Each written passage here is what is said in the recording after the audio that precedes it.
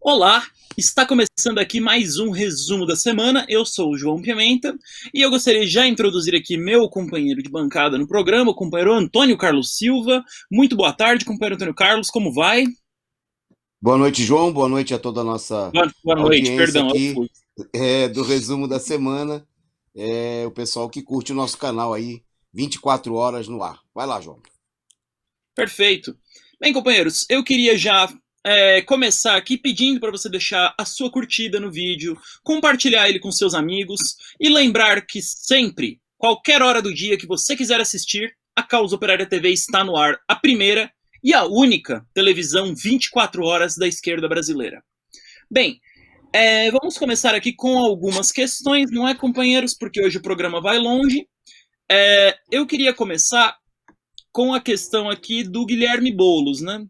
O Guilherme Boulos, ele é uma pessoa muito querida, a gente tem que começar falando isso. Ele tem sido elogiado por vários setores, eu acho que isso é importante destacar. Eu gostaria de dar destaque para a Folha de São Paulo, para o Estadão. O Estadão tem um trecho em que eles vão lá e notam a proeza do senhor Guilherme Boulos, na hora que eles falam o seguinte: ele viajou o país inteiro, mas não esqueceu de descuidar, não descuidou da sua base em São Paulo. Tamanho elogio nunca seria feito a uma pessoa menos ilustre, menos eficiente que o Boulos, que seria o ex-presidente Luiz Inácio Lula da Silva. Mas tudo bem. Eu queria começar aqui porque, além da Veja, da Folha, do Estadão, de gente boa que nem essa, que por nenhum acaso apoiou o golpe, eu queria listar aqui a, a declaração de uma figura muito ilustre que falou aqui do Guilherme Boulos, né? Ela disse o seguinte: ela falou, quando vi a chapa Boulos-Erundina, pensei, os caras não são brincadeira. Eu convivo muito com petistas. Sei que a sigla para eles é algo forte. Mas alguém tem dúvidas sobre quem seja o sucessor de Lula? Boulos parece mais com Lula do que com o próprio pai. Enquanto isso, ela vai lá e diz o seguinte: ela termina colocando o seguinte: Boulos é o sucessor de Lula. Os caras não são brincadeira. A esquerda uniu a juventude e a experiência. Quem disse isso foi ninguém mais, ninguém menos do que a autora do pedido de impeachment da senhora presidenta Dilma, a louca da cobra, deputada estadual pelo PSL de São Paulo, Janaína Pascoal. Pode passar a foto da dona. Aí vocês estão vendo a dona Janaína fazendo aí um discurso com a bandeira do Brasil e uma camisa amarela, como bolsonarista que ela foi. Lembrando, inclusive, que dona Janaína foi, inclusive, cotada para ser vice do senhor Bolsonaro, junto com o príncipe de Orleans e Bragança, mas ele acabou optando aí pelo milico de farda, general Hamilton Mourão. Então nós temos esse grandíssimo elogio ao senhor Guilherme Boulos. Eu não sei que experiência que a dona Erundina tem, ela está há muito tempo na política, isso é verdade. Mas ela tem experiência em quebrar a greve de condutores, em entrar no governo Collor e ser do PSB, o partido que traiu aí o governo Dilma e votou o seu impeachment. Bem, eu queria passar um pouco a bola para o companheiro Antônio Carlos, porque eu imagino que ele gostaria de se deliciar um pouquinho com esse tema maravilhoso. Passo a bola aí para o companheiro.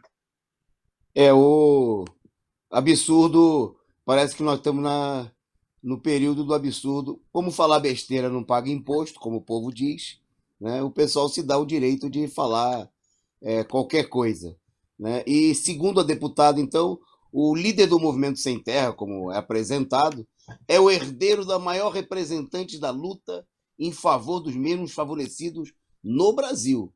Quer dizer, nada mais, nada menos, o herdeiro do maior representante da luta em favor dos menos favorecidos do Brasil, ou seja, do Lula. Né?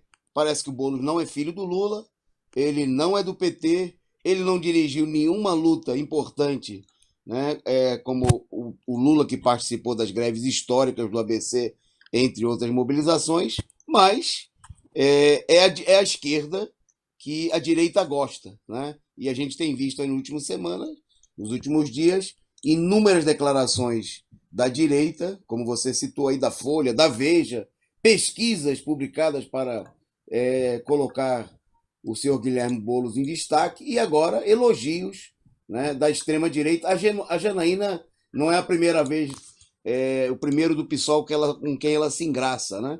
Ela já teve lá numa entrevista muito bem, de boas relações com o Freixo, né, onde eles trocaram elogios e afagos. Mas agora fica mais uma evidência de que a direita está com tudo aí para elogiar o Boulos e favorecer os seus próprios candidatos. Eu já vou emendando, João, que hoje nós estamos sem a companhia do companheiro Rafael, que participa conosco aqui, e nosso tempo está mais curto. Então eu vou entrar, porque é muito interessante a segunda notícia, porque diz respeito... Tem gente que não perdeu totalmente a cabeça, né? E no caso nós vamos falar justamente daquele de quem a Janaína diz que o Boulos seria o sucessor, o ex-presidente Lula, né, que publicou aí no seu tweet oficial, né, a gente vai ter a imagem aí para mostrar, a produção vai colocar para a gente, uma declaração sobre essas estrepolias do Bolsonaro, e ele também deu uma entrevista muito interessante. Né? No seu tweet ele falou sobre a cloroquina, né? Resumiu aí, porque, como todo mundo sabe, o Trump ele mandou para o Brasil cerca de 3 milhões de comprimidos de cloroquina. E o Bolsonaro já mandou produzir mais 7 milhões. Né? Então, as estimativas, o Tribunal de Contas da União disse essa semana que nós temos aí mais de 11 milhões de comprimidos de cloroquina em estoque. Só que o Conselho de Farmácia, todos os estudos mostram que a cloroquina serve tanto para o combate à Covid-19 como tubaína. Né? O Bolsonaro falou de brincadeira, mas a gente pode dizer que os dois são tão eficientes, um tanto quanto o outro. Bom, e aí o Lula saiu com essa. A verdade é que a forma que o Trump encontrou de jogar a cloroquina dele fora foi mandando para o Bolsonaro usar. Ele segue defendendo o uso contra todas as orientações médicas. É por essas e por outras que defendo o fora Bolsonaro. Mostrando aí que o Lula, né, mesmo com todas as críticas que a gente possa ter a ele, mostra aí que tem mais juízo, né, bem mais do que a maioria da esquerda, que não quer, abandonou totalmente qualquer colocação a favor do fora Bolsonaro, mesmo, né, quando o Bolsonaro estoca. A estimativa é que a cloroquina que a gente tem em estoque, como são consumidos por ano no Brasil regularmente 300 mil comprimidos, dá para 38 anos. Né? Só que, evidentemente, o comprimido não vai durar tanto tempo assim. Então, nós produzimos, o Exército, inclusive, participou da encomenda, né, e da produção de cloroquina para jogar na lata do lixo, né, para favorecer, obviamente, algum setor. O Lula disse ainda numa entrevista que o Brasil é vítima de um presidente que se acha médico. Né? Quer dizer, mostrando, evidentemente, que ele não acha que é um problema de loucura, mas é um problema de política. Né? Ele, obviamente, criticou de maneira satírica aí o Bolsonaro, mas ao contrário, porque essa semana nós tivemos aí 2 acontecimentos. O PSOL entrou com uma representação pedindo que o Bolsonaro seja considerado, eu esqueci agora qual é o termo técnico, mas em outras palavras é maluco, né? Dizendo que o problema seria um problema de demência. Né? Obviamente, o problema é quem vai dar o laudo de demência para o Bolsonaro. Bom, e hoje, agora há pouco, a gente comentava aqui, as centrais sindicais entraram com uma representação no Tribunal de Haia. Né? Eles vão a uma corte internacional acusando o Bolsonaro de crimes contra a humanidade. Coisa essa que adianta muito. Né? A gente já viu que...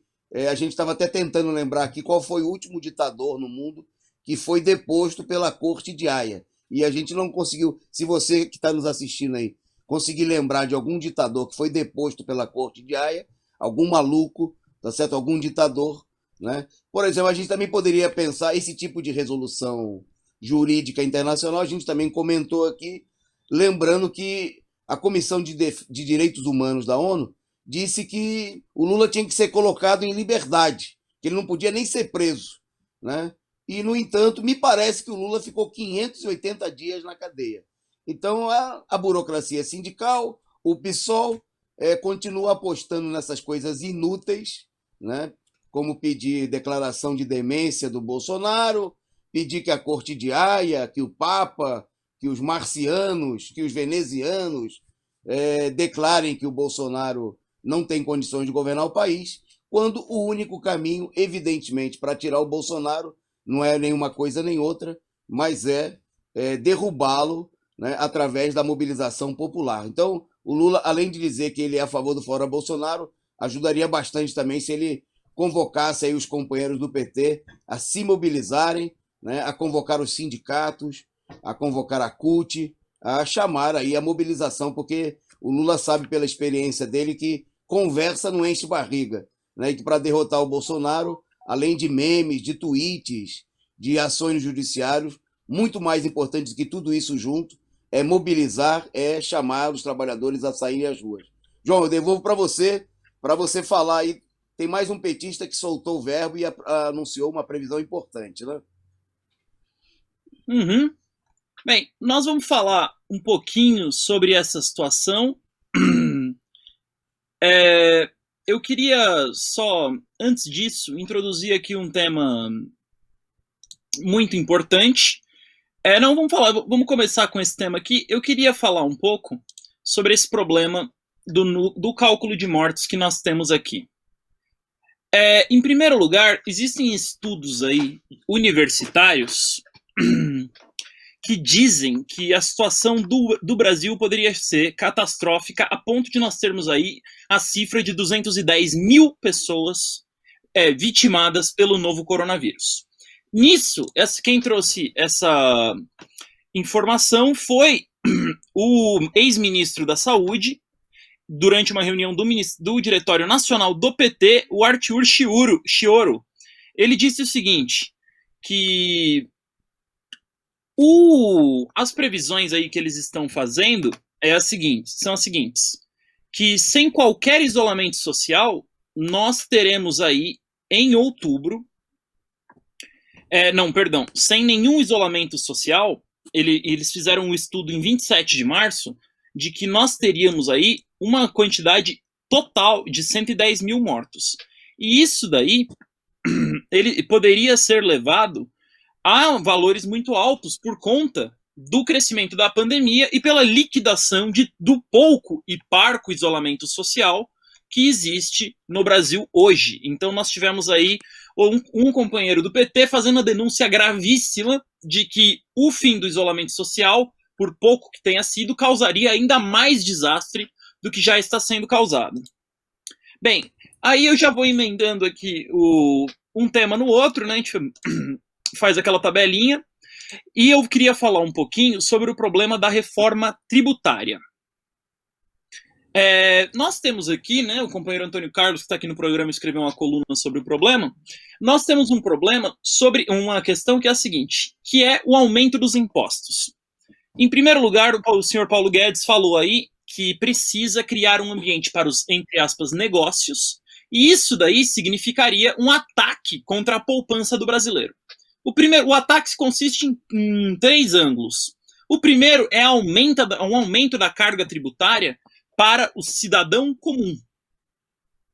Isso é uma coisa que a gente tem que ver. Por exemplo,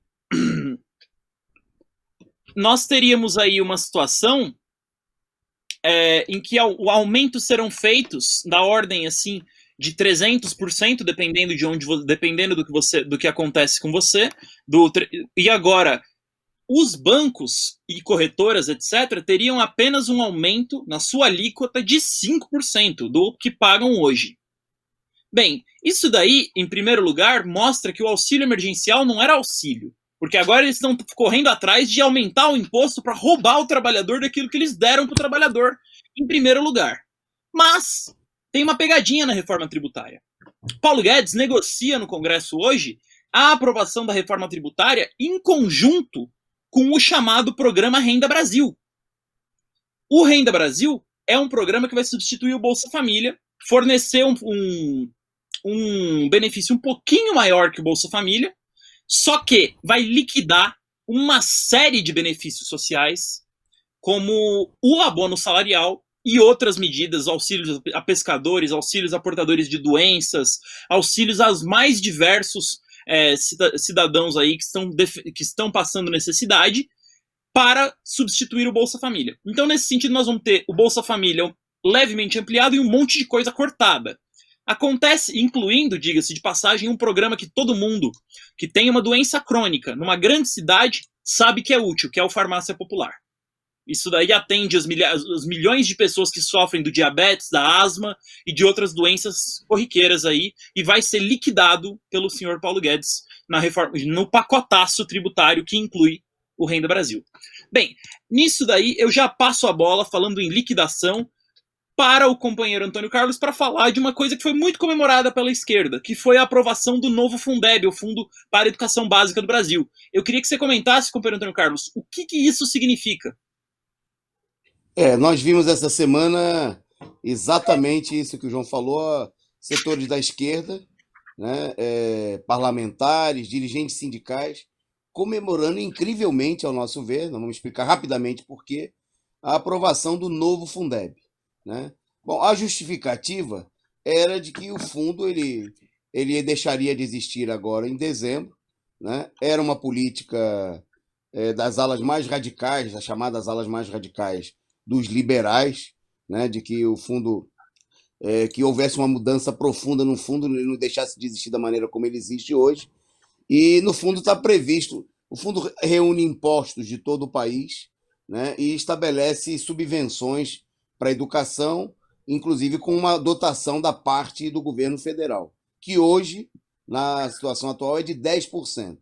A reivindicação Bom, primeiro é importante destacar o seguinte, que havia um tempo atrás uma reivindicação importante do movimento social, dos sindicatos, de que se estabelecesse uma meta de 10% do PIB para investir em educação.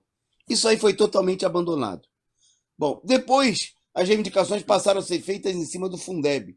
Então, a reivindicação dos setores era que o governo federal, que tem mais recursos que os estados e municípios, que estão a maioria deles numa situação de penúria, contribuísse com 40%. Essa era a reivindicação, né, que há muitos anos vinha sendo apresentada pela CNTE, pelos sindicatos. Bom, isso foi aprovado, né, no novo Fundeb para que a esquerda comemore? Não. O que foi aprovado não tem nada a ver com isso daí.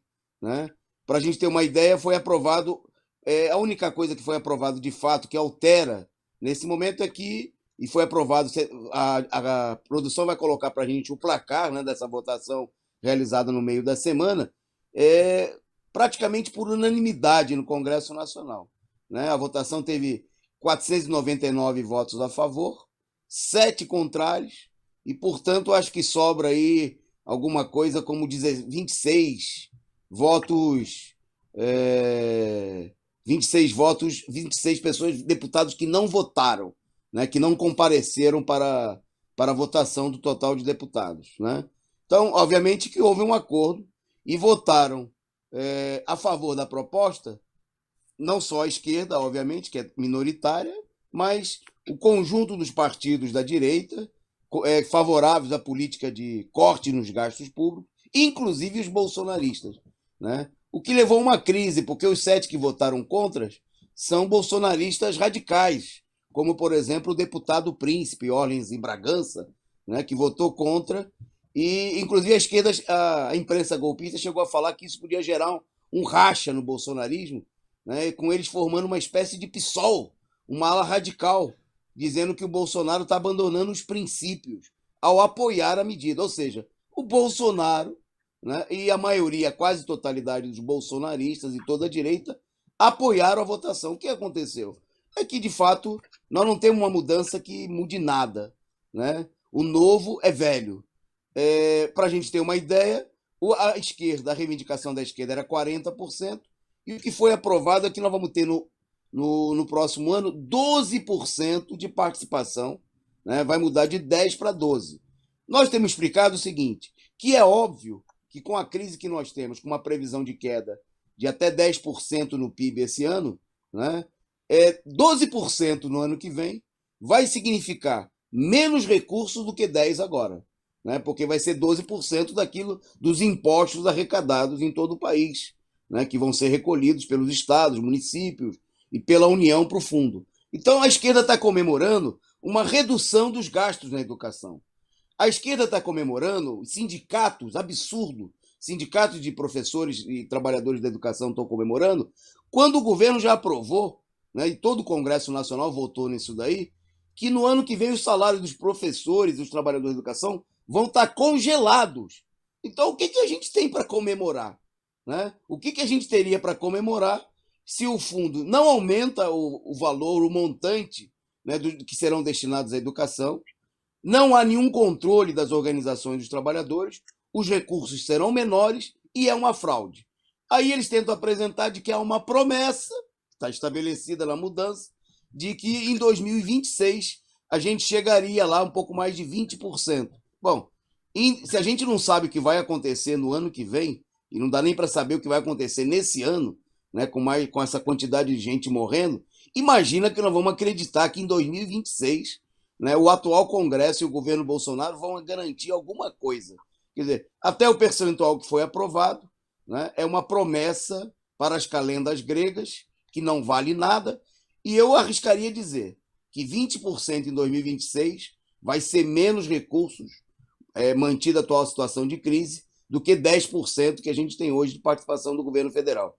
Em resumo, se é verdade que a direita não conseguiu acabar com o fundo, né, que muitos setores assim o defendiam, a extrema-direita, né, ela impediu que houvesse qualquer avanço, manteve o salário congelado dos professores, não permitiu nenhum controle, nenhum tipo de... Quer dizer, não dá para ver vitória da esquerda nisso daí, e a tentativa de apresentar que finalmente encontraram um projeto, seria o único projeto no mundo capitalista que seria bom para gregos e troianos, né? Bom para os capitalistas, bom para a extrema-direita e seria bom para a esquerda. Tem alguém sendo feito de otário nisso daí e a gente pode suspeitar que não são os banqueiros, né? Que não são os grandes capitalistas, mas, infelizmente, são os representantes dos trabalhadores que estão assinando embaixo numa proposta que não altera nada, absolutamente nada de favorável para os trabalhadores. João, eu devolvo para você falar aí da campanha contra os ataques aí ao Diário Causa Operária e ao PCO acontecido nas últimas semanas, e parece que tem novas manifestações a respeito, né? Uhum, perfeito. Nós estamos aqui, né, há uma semana já do ataque contra o nosso Diário Causa Operária, o maior jornal aí da imprensa partidária brasileira. Eu queria começar aqui falando que desde o ataque o jornal teve as suas operações plenamente restabelecidas e agora está passando aí, felizmente, por uma situação em que nós temos vários setores se solidarizando aí com os companheiros do Diário Causa Operária. E eu queria citar aqui, né, algumas das pessoas que já declararam aí a sua solidariedade ao Diário contra esse ataque fascista a uma imprensa de esquerda, contra essa tentativa efetivamente de calar uma imprensa livre que defende os direitos dos trabalhadores. Eu queria citar aqui que o companheiro Roberto Guido, da Executiva Nacional da APUESP, o maior sindicato da América Latina, e o companheiro... Deixa eu só pegar aqui, pronunciar o nome do companheiro corretamente, porque calmou. O companheiro Ariovaldo Camargo, da Executiva Nacional da CUT, secretário de Finanças e Administração da CUT. Meio que é um cargo aí que contém aquela importância de segundo em comando da central.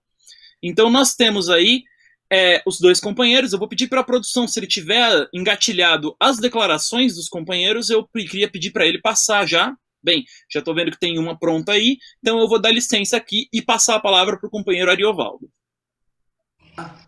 Sou Ariovaldo de Camargo, sou secretário de Finanças e Administração da Central Única dos Trabalhadores.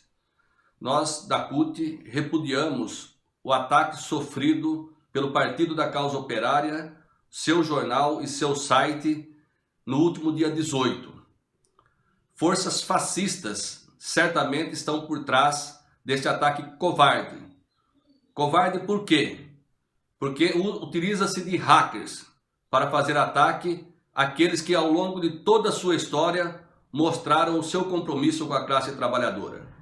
O Partido da Causa Operária nunca pôs em dúvida a condenação injusta do presidente Lula e por isso é covardemente combatido pelas forças fascistas brasileiras. Bolsonaro tem seu dedo nesse tipo de ataque sofrido por essa instituição. Nós da CUT prestamos toda a solidariedade a esse conjunto de trabalhadores e trabalhadoras que se organizam no Partido da Causa Operária. E nós não vamos recuar em nenhum momento. Eles não passarão. Fora Bolsonaro, fora governo genocida, fora daqui todos os fascistas, porque o Brasil merece um governo progressista. Perfeito. Vocês ouviram aí a mensagem da Central Única dos Trabalhadores, a maior entidade operária da América Latina e uma das maiores do planeta. Bem, na esteira disso, eu passo a bola aí para um dos sindicalistas mais importantes nesse momento no movimento da educação, o companheiro Roberto Guido, secretário da PUESP. Olá, companheiros e companheiras. Quero aqui expressar a mais profunda solidariedade aos membros do Partido da Causa Operária que tiveram seus mecanismos de comunicação, tanto o seu site quanto o diário da Causa Operária, atacados por hackers de direita. Esses criminosos, além de atacarem os meios de comunicação da imprensa progressista, da imprensa vinculada à classe trabalhadora, também se especializam em distribuir, divulgar falsas notícias, as tais das fake news. Infelizmente, esses hackers também têm representação hoje no Poder Executivo Federal, não é? Mas nós vamos resistir juntos, unidos, contra a barbárie do fascismo, seja nas redes sociais, sejam nas ruas, sejam na política institucional do nosso país. Querem acabar com a democracia que foi duramente conquistada por nós, trabalhadores e trabalhadoras. Portanto, reafirmamos aqui, enquanto dirigente do Partido dos Trabalhadores no Estado de São Paulo, responsável pela Secretaria Sindical, expressar aqui essa solidariedade. Estamos juntos, força aos companheiros e fora Bolsonaro.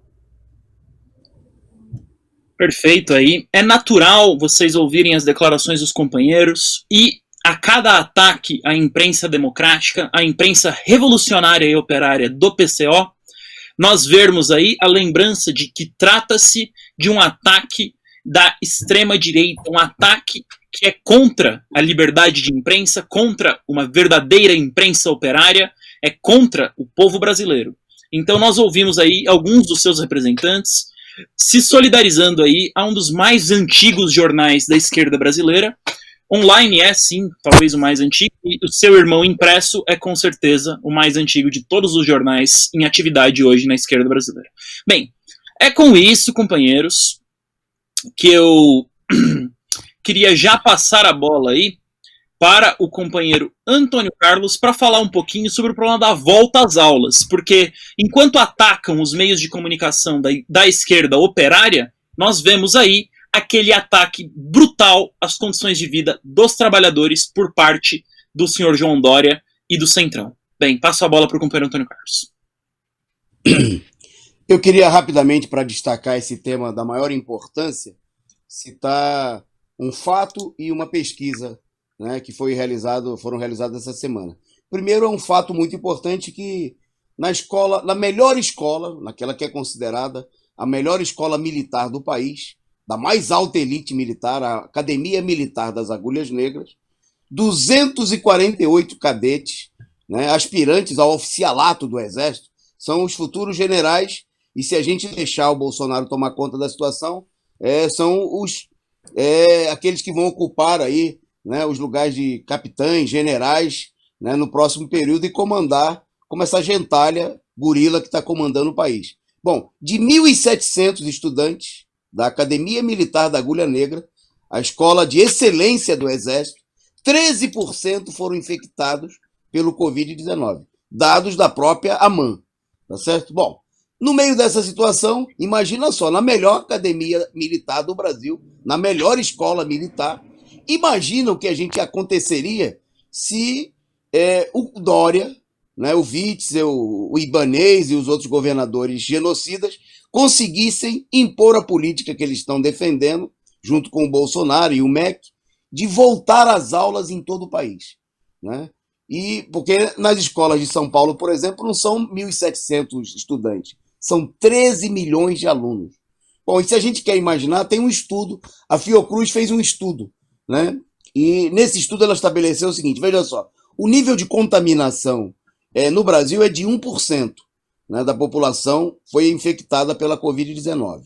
Na AMAN, nós tivemos 13% de contaminação. Prestem atenção. Bom, e aí o estudo da Fiocruz, né, que eu não vou detalhar aqui pelo nosso tempo, mas ele chegou à conclusão de que só de pessoas adultas e idosos, pessoas com comorbidades, que poderiam receber os vírus que circulariam nas escolas, no ambiente escolar, a gente poderia ter 9.300.000 pessoas infectadas.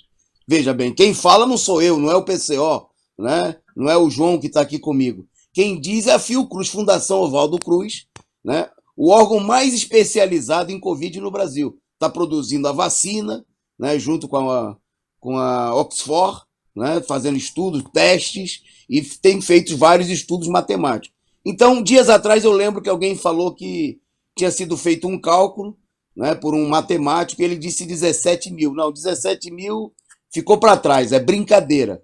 9.300.000 seriam só os adultos infectados, mas a conta não leva em conta os estudantes. Então, digamos que a gente tivesse, nas escolas brasileiras, que tem mais de 50 milhões de alunos, o mesmo nível de infecção que houve na AMAN, né? Então, nós teríamos aí mais de 14 milhões de pessoas infectadas, entre estudantes, idosos, pessoas adultas que seriam impactadas pela volta às aulas. Mas a gente sabe que, infelizmente, né, nas escolas do Brasil não tem o nível de cuidado que existe na AMAN, as condições de higiene, ou pelo menos que se diz ter, né, na escola da Academia Militar das Agulhas Negras.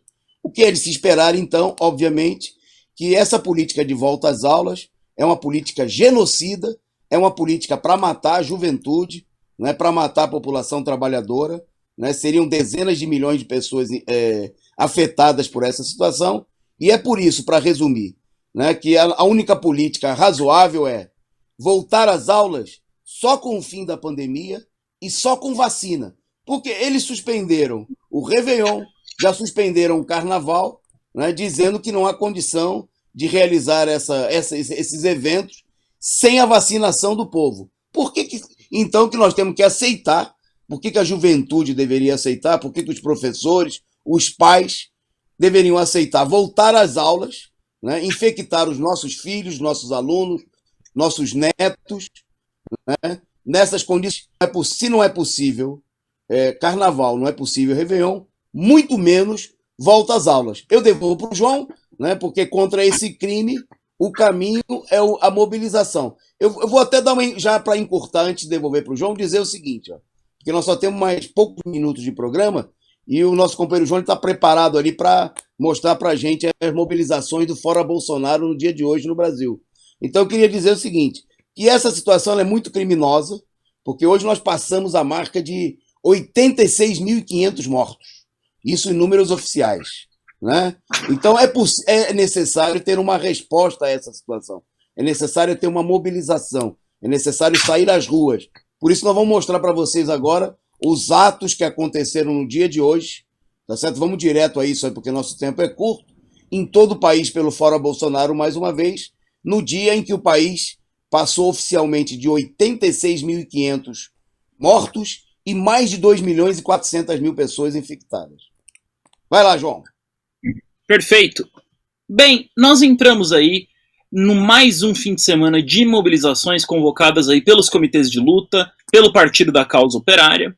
Nós tivemos atos aí em todas as regiões do país, em quase todos os estados. Eu vou citar apenas alguns dos lugares aqui, né? Queria já passar uma foto aqui do Rio de Janeiro.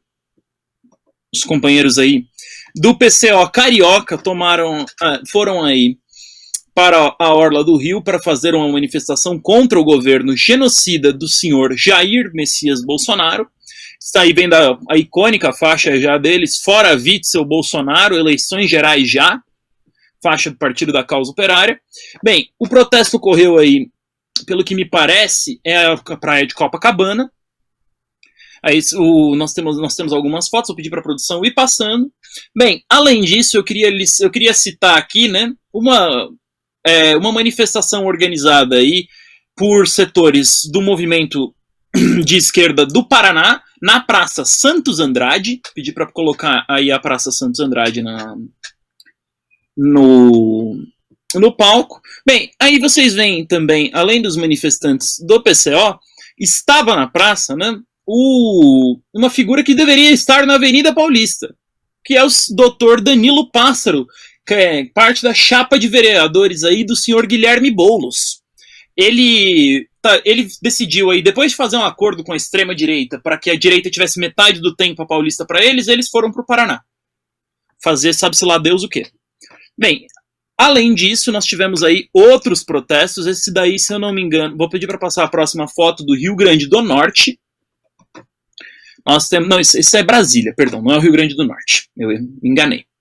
Bem, nós temos aí também os companheiros de Brasília, que fizeram aí a sua manifestação na Esplanada dos Ministérios. E eu queria, por último, é claro, com um destaque, pedir para passar um pouquinho mais. Aí vocês estão vendo algumas fotos dos companheiros de Brasília. Então, fizeram uma pequena plenária ali, se eu não me engano, aí é onde fica a tenda do Espaço do Servidor, do Sindicato dos Servidores Públicos de Brasília. Eles fizeram, imagino que eles tenham retirado por conta da pandemia.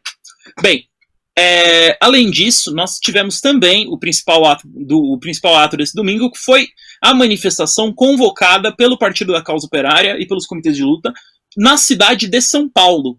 Queria aqui mostrar algumas fotos aí. Ela começou no vão do MASP e prosseguiu aí, encaminhada para o metrô da Consolação. O partido organizou ali um protesto simbólico, além de contra o governo Bolsonaro, contra o acordo absurdo feito com a extrema-direita. Isso é uma coisa que nós temos que comentar, importante. Um acordo feito para efetivamente dar as ruas à direita e, é claro, para organizar uma mobilização contra o governo Bolsonaro, contra essa verdadeira ditadura que ele busca impor no Brasil. Bem, além disso, é claro, né, nós temos que destacar aí que os comitês de luta têm feito mobilizações todos os domingos, durante 2 meses já, e estão continuando essa mobilização. Bem, aí vocês estão vendo algumas fotos da passeata organizada pelos comitês de luta. Nós temos aí a faixa, vocês estão vendo aí, fim da PM já, do coletivo de negros João Cândido. E eu queria avisar que o PCO paulista já anunciou que não apenas o domingo não foi suficiente, precisamos de mais. Então os companheiros aí da corrente dos educadores em luta, ligada aí ao Partido da Causa Operária, se organiza para um protesto às portas aí da casa do governador frente amplista João Dória. Eles que está aí atacando o salário dos nossos educadores e, ao mesmo tempo, ainda se prepara para organizar a volta às aulas e o genocídio de professores, pais e alunos. O protesto está marcado aí para as 16 horas e eu queria, só antes de passar para o companheiro Antônio Carlos falar sobre esse protesto, eu queria rapidamente comentar aqui uma última notícia da juventude e eu passo para o companheiro Antônio Carlos para falar um pouquinho sobre o protesto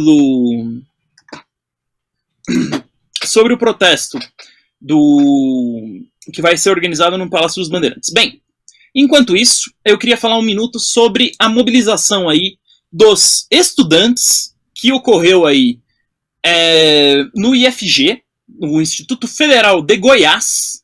Foi chamada aí uma mobilização, uma assembleia pelos companheiros da Aliança da Juventude Revolucionária, e eles, muito felizmente, conseguiram aí aprovar na assembleia a greve dos companheiros do Instituto Federal de Goiás para paralisar as atividades contra a sabotagem do ensino, que representa o tal EAD, ensino à distância, e contra qualquer perspectiva de volta às aulas presencial, para impedir aí o risco de vida dos companheiros da comunidade estudantil do Instituto Federal de Goiás. Mas, como eu disse, eu vou passar a bola aqui para o companheiro Antônio Carlos para falar rapidamente e concluir o programa sobre a atividade convocada pelos companheiros educadores em luta no Palácio dos Bandeirantes. Pode passar a bola, companheiro Antônio.